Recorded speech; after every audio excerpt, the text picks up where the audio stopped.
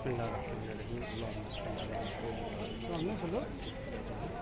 इस वक्त हम लोग मस्जिद साहिला में अल्हम्दुलिल्लाह और अमाल करने के लिए बाबुल हुसैन टूर एंड ट्रैवल मस्जिद साहिला में दाखिल हो चुके हैं और इज़्न दुखूल पढ़ते हुए ज़ायरीन गिरामी क़द्र और इज़्न दुखूल को पढ़ाते हुए हुज्जतुल इस्लाम आली जनाब मौलाना से शबी हुसैन साहब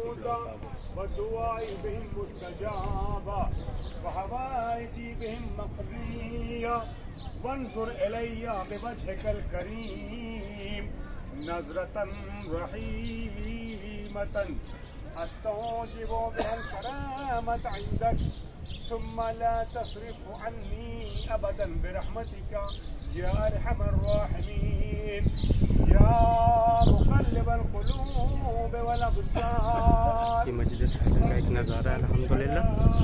अभी हम अंदर से भी वीडियो बनाएंगे। तमाम मोमिन मोमिनात की तरफ से नाइबुल ज़ियारा भी हैं और अमाल में भी नाइबुल ज़ियारा हैं अल्हम्दुलिल्लाह।